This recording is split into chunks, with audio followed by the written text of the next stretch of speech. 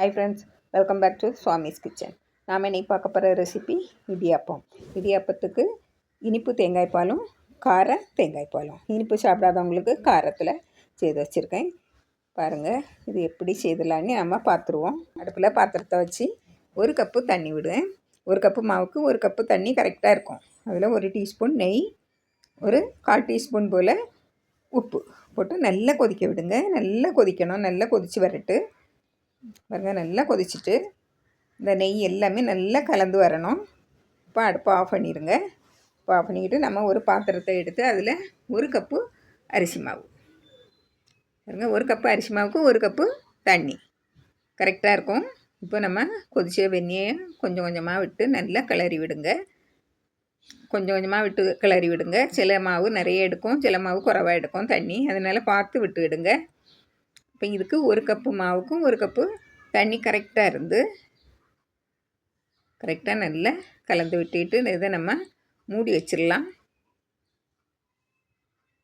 கொஞ்சம் நம்ம கைப்பொறுக்கு சூடு வரணும்.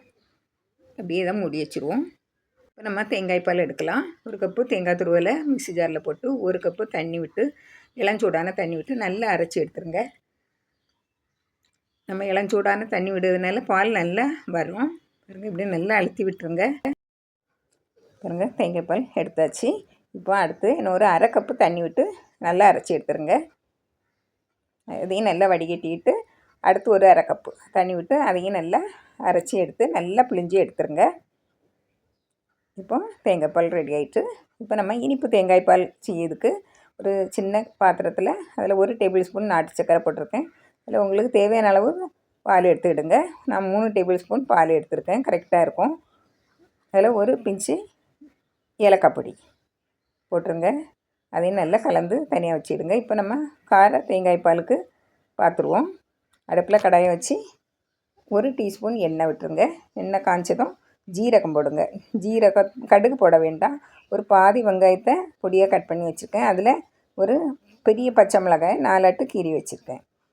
அது நல்லா வதங்கணும். நல்லா கண்ணாடி பதம் வரணும். இதில் ஒரு துண்டு இஞ்சியை தட்டி வச்சுருக்கேன்.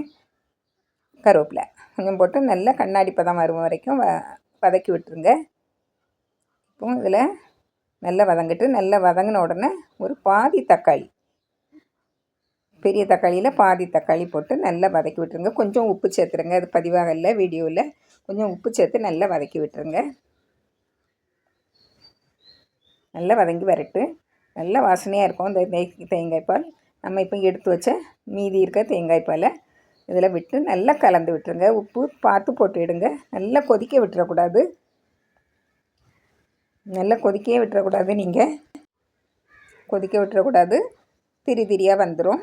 அதனால் மீடியம் ஃப்ளேமில் கொதிக்க விடாமல் நீங்கள் கிளறி விட்டுக்கிட்டே இருக்கணும். கடைசியாக நீங்கள் கொஞ்சம் கொத்தமல்லி கீரையும் போட்டு உப்பும் பார்த்துடுங்க. நல்லா கலந்து விட்டுருங்க. கொதிக்க விட்டுறக்கூடாது. இப்போ நல்லா சூடாகி நல்லா வாசனை வரும். அப்போ இறக்கி வச்சிடணும். பாருங்கள், கார தேங்காய் பாலும் இனிப்பு தேங்காய் பாலும் ரெடி ஆயிடுச்சு. நல்லா வாசனையாகிட்டு இருக்கும். இப்போ நம்ம இடியாப்பத்தை மாவை பார்ப்போம். மாவு நல்லா சூடெல்லாம் ஆறிவே இருக்குது. பாருங்கள், இப்போ நல்லா பிசைஞ்சு விடுங்க. நல்லா அழுத்தி பிசைஞ்சு விடணும். கொஞ்சமாக நெய் இல்லைன்னா எண்ணெய் கையில் போட்டுவிடுங்க. போட்டுட்டு நல்லா பிசைஞ்சு விடுங்க. நல்லா சாஃப்டாக வரணும் இந்த மாவு. பாருங்கள், இப்படி இருக்கணும், நல்லா சாஃப்டாக. இப்போ நம்ம இடியாப்ப குழலில் கொஞ்சமாக எடுத்து போட்டு இடியாப்பம் பிழிஞ்சிட வேண்டியது தான். பாருங்கள், எவ்வளோ பிடிக்குமோ அவ்வளோ போட்டுவிடுங்க.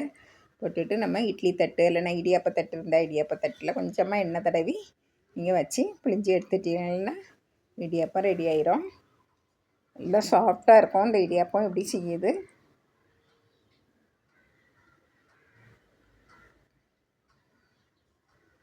பாருங்கள். இப்படி எல்லா இடியாப்பமும் இதில் வச்சு இதை அடுப்பில் வச்சு ஒரு 5 நிமிஷம் நல்லா வேக வச்சா போதும். பாருங்கள், நம்ம இப்போ இடியாப்ப தட்டில் வச்சுருக்கேன். இப்படியே எல்லா இடியாப்பத்தையும் நம்ம வேக வச்சு எடுத்துடலாம்.